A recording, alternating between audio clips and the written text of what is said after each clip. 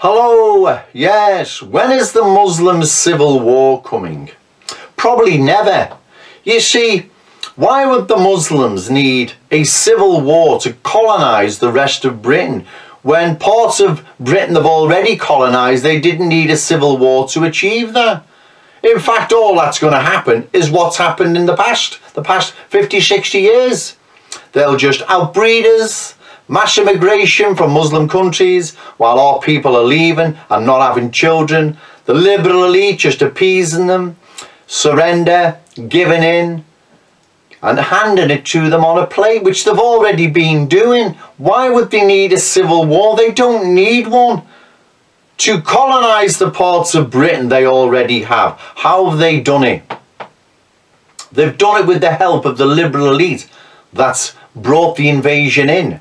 Then they've outbred us, right? They've moved in, we've moved out. They've economically dispossessed us and the dispossessed of our space. Did they need a civil war to achieve that? No. Will they need a civil war to colonise the rest? Probably not. But for argument's sake, let's say there is a civil war coming 10 or 20 years from now. Which side are you on, Paul Weston style? I'll leave the video below. In the interim period, what do we do? Do we just sit here waiting for it? What do we do? Do we join Tommy Robinson and shout EDL or the Football Lads Alliance and sing St George in my heart? What do we do? Or do we join Paul Golding bursting into mosques? Exactly. What do we do? Or, as Nick Griffin says, we start the war of the cradle, having more children than them. Well, it's too late in the day for that. Have more children by all means, but it's too late in the day, Mr. Griffin, to use that as a weapon to counter the Islamification of Britain. You know that. You're not stupid.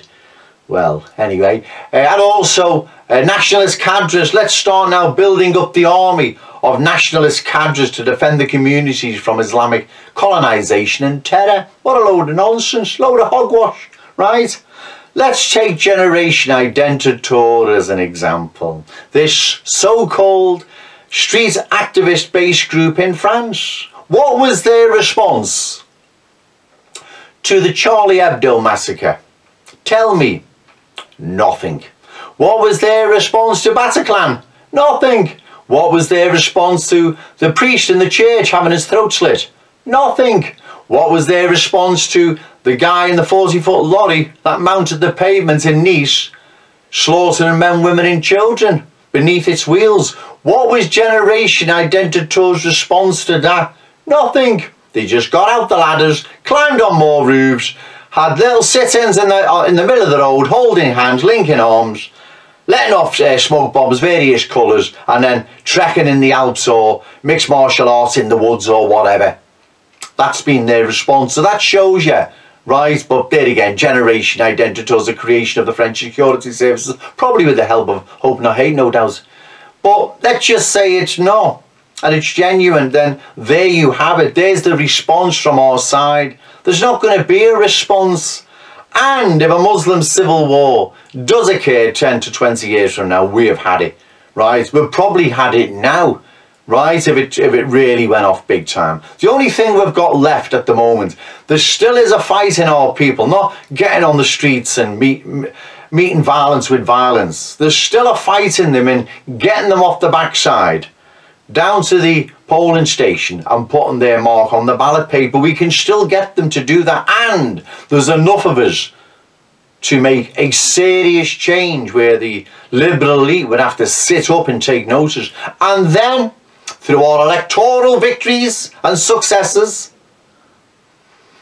we can mobilise our people by the millions then to make sure there's no Islamic civil war or revolution, Ayatollah Khomeini 1979 Iran style. We can get our people in because they'll have confidence, right? They'll have a voice.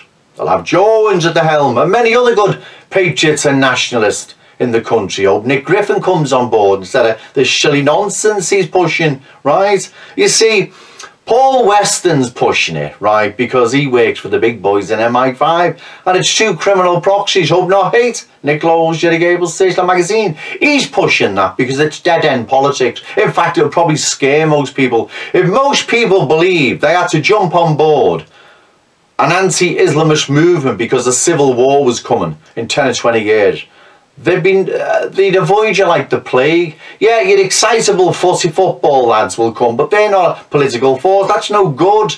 We need the people out there, the millions of British people out there, even the God-fearing, law-abiding ethnic minorities that are out there. We need them behind us as well. And we're not going to get it by idiots and state spies making videos about the coming civil war, and Nick Griffin about War of the Cradle and nationalist cadres and reconquista and all that nonsense, because it is nonsense. We will lose our country in one simple way, and it'll just be colonised. It'll be the war of the flea, street by street, neighbourhood by neighbourhood, town and city by town and city, and the liberal elite will be handing it to them. That's how it's going to be done. The liberal elite have already handed large parts of Britain over to them. And did the Muslims need a civil war to achieve that? No. Why would they need another civil war? Or should I say, why would they need a civil war to colonise the rest? They wouldn't. But like I've said, let's just say they start flexing the muscles when there's 15-20% of them in this country, which we've probably had it by then. But anyway, let's just say in 10-20 years time they do decide to. What do we do in the interim period to prevent this? What do we do? No one gives me any answers. And as for you, Nick Griffin, I'm shocked and saddened. I haven't even had one message off you since I've been doing these videos, which is for several years now. Are you that embarrassed what you've done, or don't you care, or your ego's too big, it's beneath you? I don't know. But we're in this mess because of you, right? Not me, John Tyndall, Richard Edmonds, it's because of you, right? You know it is. And yet you're on that stupid Nick Griffin British Unity, again, achieving nothing. What's it achieving? Nothing. Zilch. Just regurgitating the same articles everyone else does, achieving nothing.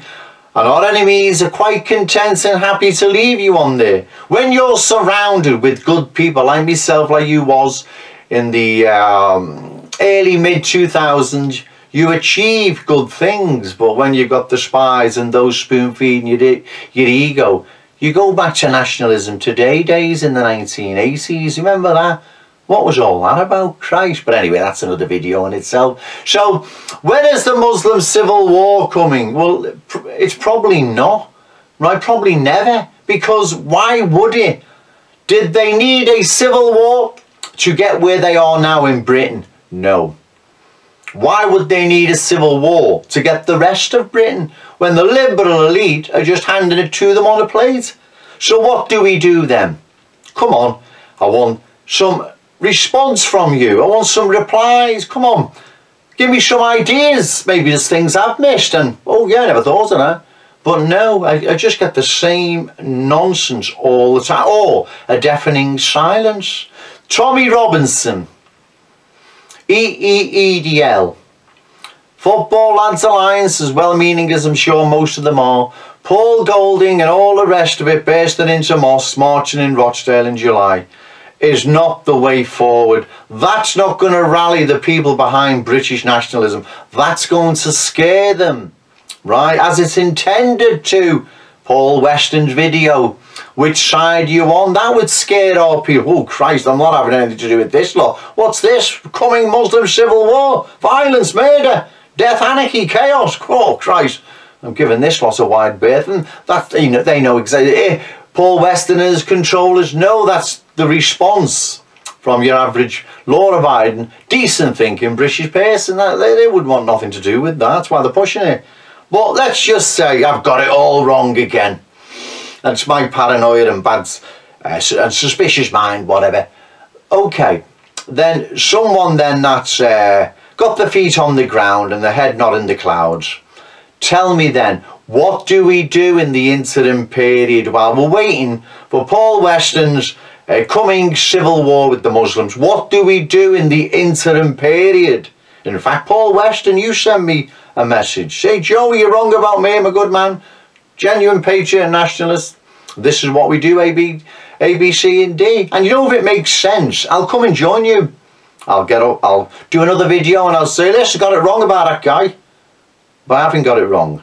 Nick Griffin, I'm not wrong about you. You're not a snitch. You're a genuine nationalist and patriot. However, you let yourself down with this nonsense you come out with. And you need to get in touch instead of hiding and, you know, sitting in the background and staying silent. You know what's happened to British nationalism. In fact, it's down to you. We're in this mess. Like I've said, not me, Richard Edmonds or John Tyndall.